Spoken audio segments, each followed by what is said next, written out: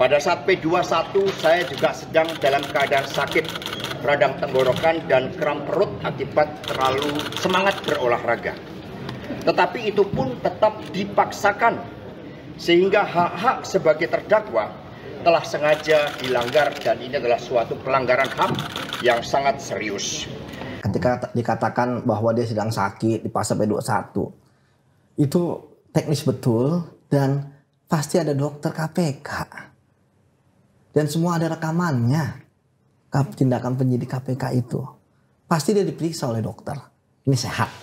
Ya, ini bisa untuk P21 untuk dibawa. Lagi radang tenggorokan sama kram perut kok tega sekali KPK menaikkan P21 ini. Karena lagi sibuk berolahraga. Iya, harusnya tunggu minimal radang tenggorokannya selesai. Atau kramnya udah bebas.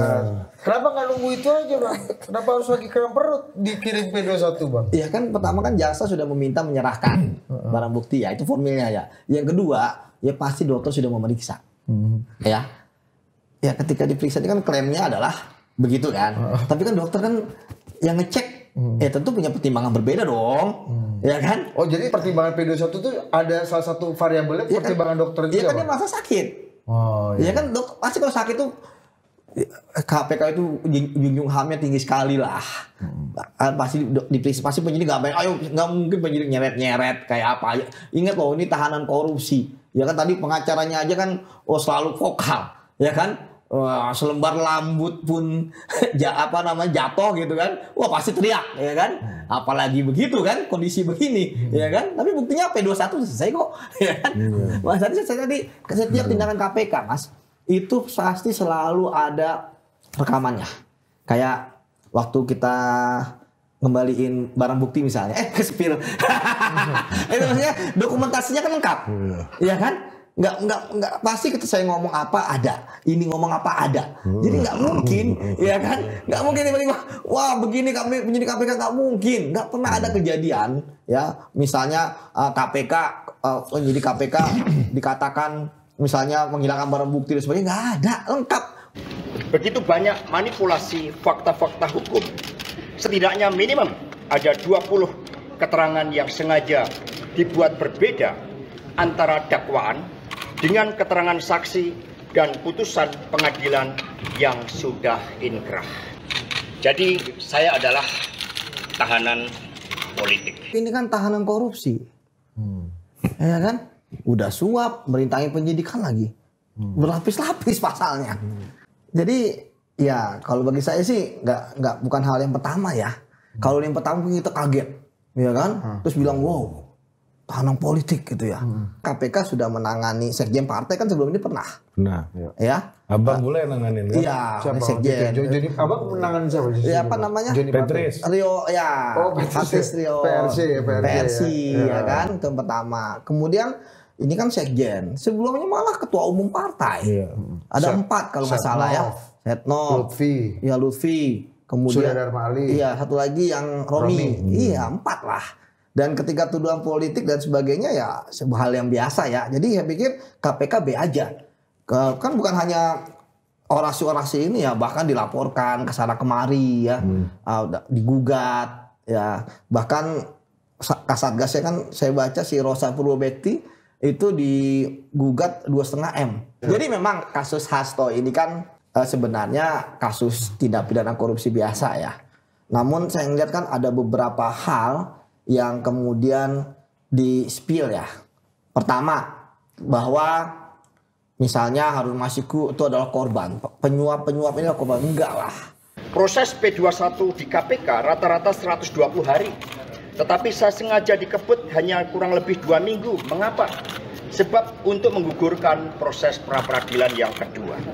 Kemudian ketika dikatakan KPK terburu-buru, ya terlalu cepat P21-nya. Padahal kan saya masih ingin menghadirkan saksi yang meringankan dulu. Ya. Kenapa? Ini kesannya saya dipercepat. Ya. Gitu. Terus praper katanya. Iya. Apakah lagi praper tuh 2. Yang lainnya cuma 120 hari, saya cuma 2 minggu nggak sampai gitu kan? Iya. Itu menurut lu gimana, Bang? Gus gugur. Iya kan? Nggak masalah. Pak Setia Novanto juga sama. Kan bukan, ini kan penyidikan itu bukan perlombaan. Ya kan, ada cepat, ya ada maraton gitu kan, sprint maraton. Kan nggak seperti itu. ketika memang penyidikannya sudah lengkap, ya sudah limpahkan. Karena saya katakan, kalau misalnya masih banyak bolong-bolong bahasanya, ada yang nggak nyambung, ada missing link. Jaksa pasti ngomel kan? Ngomel. Lu nyusahin gua aja lu gitu kan? Karena lebih sulit untuk menanyakan di persidangan dibandingkan dengan di pemeriksaan. Kalau persidangan cepat, ya kan? Bapak lihat orang ini pakai baju merah nggak? Ya kan? Kalau di persidangan kan, coba Bapak ingat-ingat lagi. Terus waktunya lama kalau penyidikan di ruang pemeriksaan yang dingin, ya kan? Ada 3 CCTV, ya, ruangannya sempit. Kayaknya di sini ada pengalaman di sini. Ada. Gue juga baru tahu ternyata minggu lalu pas ketemu abang. Iya. Gue juga pernah, aduh lu pernah diperiksa. Nggak masuk ruang pemeriksaan. Masuk. Gue nggak diperiksa. Peninjauan ya. Pemantapan aja. Pemantapan aja. Mantapan. Jangan sampai lu Gue masuk situ, gue nggak mau lagi ke sini. Nah, coba dong. Lu masuk situ gue potong akta nih. Berarti masuk KPK. Hebat. Iya, ya kan? Karena memang nggak ada masalah. Nggak ada masalah. Ya takut kan ya punya masalah. Iya kan ada masalah. Itu kalau Udah ada KTP gue udah ada di situ loh. Saya sudah membaca dengan cermat secermat-cermatnya terhadap surat dakwaan dan hampir semuanya merupakan suatu produk daur ulang. Proses daur ulang ini sangat kental dengan muatan politik. Jadi semua merupakan produk daur ulang terhadap suatu perkara yang sudah memiliki kekuatan hukum tetap atau inkrah. Dikatakan bahwa ini kayak pengulangan, ya copy paste malah, gitu ya. Jadi saya pikir, peristiwanya memang sama. Harus dilihat dong dakwaan itu apa sih? Dakwaan itu kan dakwaan kepada orang, per orang itu. Nah, tapi peristiwanya sama. Nah, namun ada penekanan lebih. Kayak masing-masing tersangka waktu itu. Nah sekarang di Pak Hasto ya memang peristiwa pidananya ada yang hampir sama. Kan teman katakan hanya selembar yang baru. Ya berarti selembar itulah ya kan yang merupakan perbuatannya Pak Hasto. Penentunya. Iya penentunya kan. 30 lembar. Ya kan nggak mungkin ada. Sejak kapan hitungannya halaman itu sejak kapan? Itulah. Justru kalau beda loh. Dulu kronologisnya begini sekarang begini. Nah itu aneh. Iya kan? Kan kronologis tetap sama. Jadi ada 2 ya. Ada analisis fakta. Itu kronologis.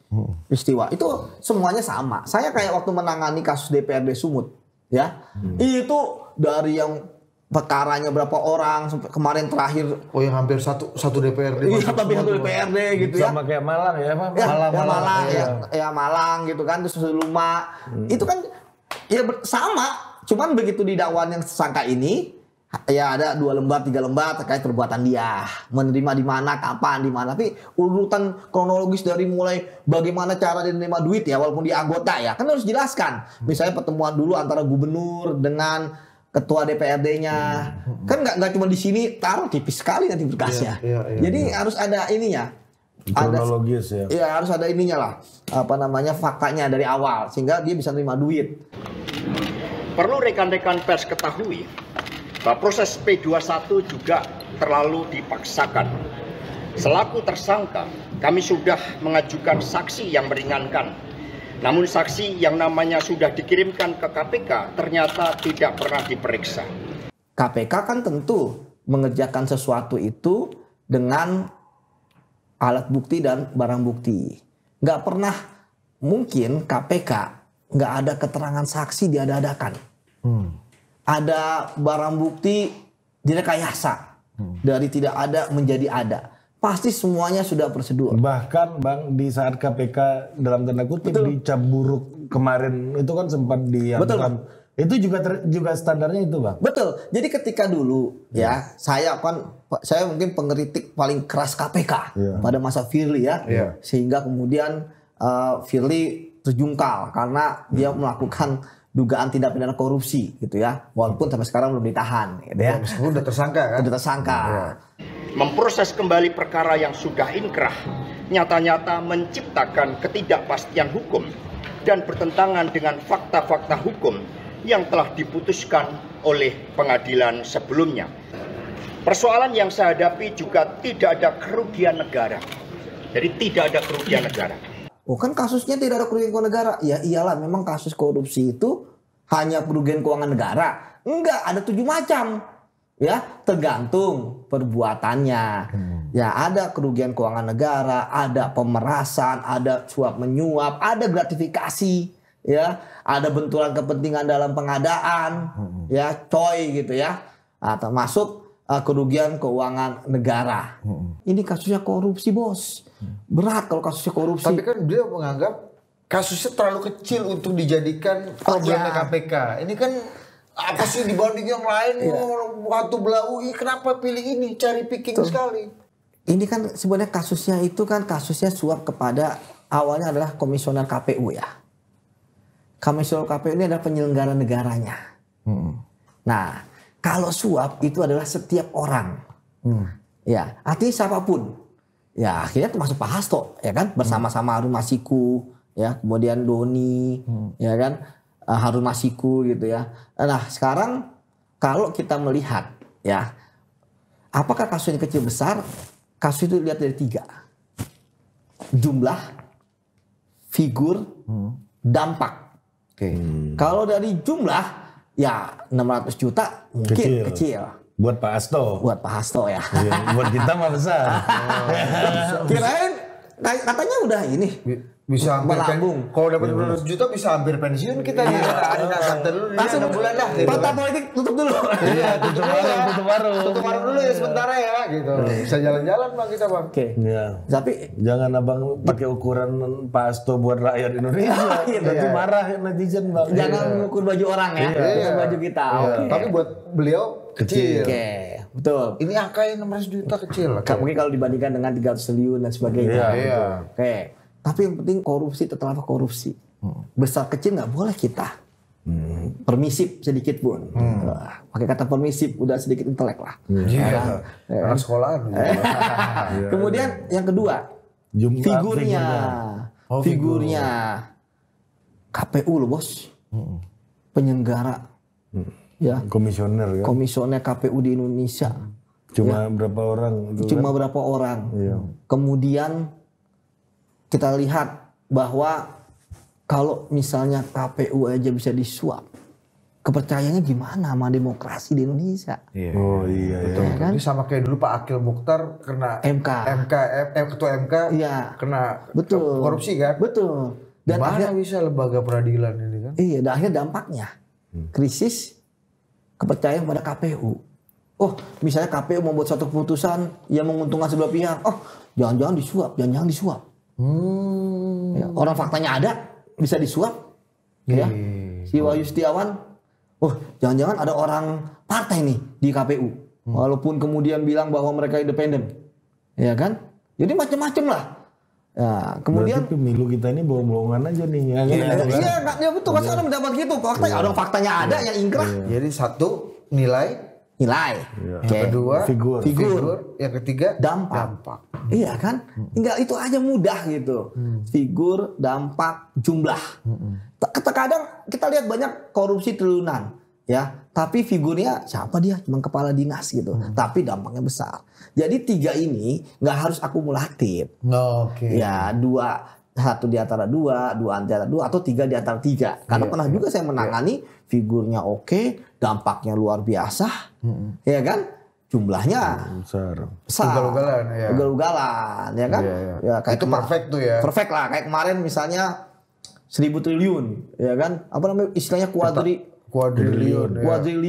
Kita aja belebet ngomongnya. Karena kita 1000 triliun itu kita mati hidup berapa kali tuh? Proses persidangan terhadap kasus hukum yang dipaksakan oleh KPK adalah suatu bentuk dari kriminalisasi hukum karena kepentingan kekuasaan di luarnya. Ini ada murni penegakan hukum. Ya, tentu asal praduga tidak bersalah kepada Pak Hasto untuk kita kedepankan ya. Nah, kita harapkan bahwa ya nanti kan guilty or not guilty ya di pengadilan. Tapi Bang, kalau kata Pak Sasto tadi, ini karena penyidik atau tadi pimpinan yang memutuskan itu terpengaruh pihak luar sehingga tidak ada dissenting opinion. Ya. Nah, ini membuktikan bahwa ini kriminalisasi dan saya tahanan politik seperti kata dia tuh. Ya, gimana ceritanya. Bisa nggak dipengaruhi sampai nggak dissenting opinion itu karena pihak luar apa karena? Ya yang mempengaruhi kan pasti itunya Jokowi lagi gitu kan. Ya kalau misalnya pakai logika, ya nggak mungkin lah gitu ya pimpinan KPK seperti itu. Di KPK itu seperti itu, kalaupun ada orang megang pimpinan, ya kalau dia nggak nyampe megang bawah pasti akan berontak bawahnya. Kayak yang lu pernah alami ini ya? Iya, saya misalnya disuruh naikin A, kalau nggak ada buktinya nggak mungkin. Kalau benar ini adalah KPK-nya menurut pengacaranya Hasto Ediski Jokowi, kemudian Hasto mengatakan waktu di podcastnya siapa gitu ya, ya mengatakan bahwa Jokowi ingin mensangkakan Anies, ya itu perintah Jokowi, itu perintah Jokowi. Ya kan, tapi kan nggak ada bukti. Kalau misalnya di KPK itu nggak ada bukti, nggak akan ada orang berani ya menaikkan. Bahkan kalaupun megang pimpinan KPK sekalipun, kan tetap menjalan penyidik. Ada penyidik pun mau cawe-cawe nggak akan bisa. Mereka penyidiknya macam-macam. Di KPK itu dari kejaksaan, dari kepolisian, dari penyidik KPK-nya sendiri, dari penyidik PPNS, dari kementerian-kementerian ada di situ. Makanya kenapa di KPK ya itu red flag lah ketika orang bilang, KPK dikuasai ini. Ya mungkin mereka merasa, dekat dengan ini ya. Ini dipilih misalnya pimpinan. Tapi kan di KPK itu bukan sistem komando yang enggak.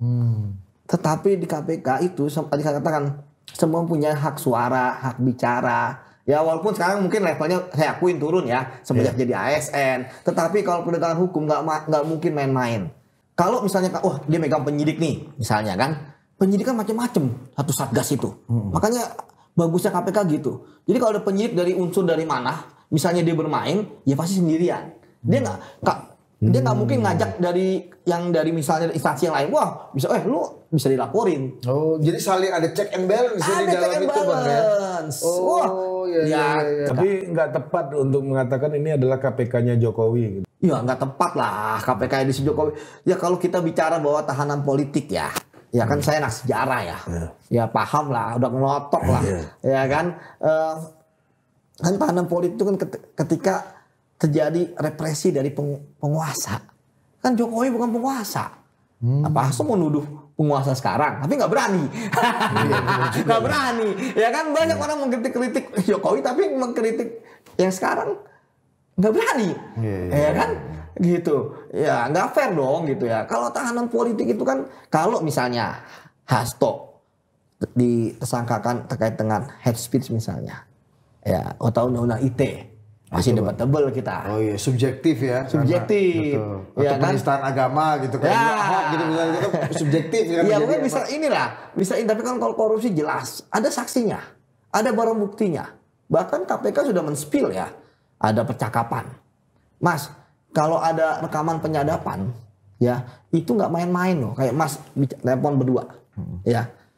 Saya punya rekamannya. Saya harus ke ahli yang bisa menyatakan bahwa itu adalah orisinil. Ini benar identik suaranya Mas Budi dan Mas Ari. Ya, ada ahli yang ngomong gitu. Apalagi sekarang ada AI segala macam. Ada nanti kurvanya ada kurvanya. Dia punya mesinnya, kurvanya ini mirip. Nanti contoh sampel suaranya dikirim, nanti dia akan mempelajari. Dan ini mirip. Jadi nggak ada ada-adain. Sekarang mau ngada-ngadain apa? Malu Mas. Kan di persidangan, masalahnya di persidangan lawyer kan bisa nyecer saksinya. Apalagi kalau saya lihat sekarang ini, kayaknya nanti di persidangan keras nih. Seru, keras, ya kan? Saksi-saksi kalau dia istilahnya oleng-oleng keterangannya, waduh, pasti akan di ini. Dan saksi itu pasti memberatkan dari penuntut umum ya? Iya, pasti awalnya kan penuntut umum pasti yang akan memperkuat dakwaan mereka kan untuk nanti dituntut. Kenapa selalu dituduhkan ke Jokowi ya? Dibandingkan dengan menghadapi sidangnya gitu ya, menghadapi penegak hukumnya, karena kan pengen riding the wave gitu kan. Ya karena ya mungkin mereka kita harus nggak boleh nih kita sendirian, kita bersatu dengan orang-orang yang benci Jokowi gitu ya. Ya yang ini sebagainya dengan harapan, tapi mereka lupa. Ya kan mereka juga pernah bermusuhan dengan orang-orang yang benci Jokowi juga. Ya kan? Jangan gue pura-pura damai lalu itulah.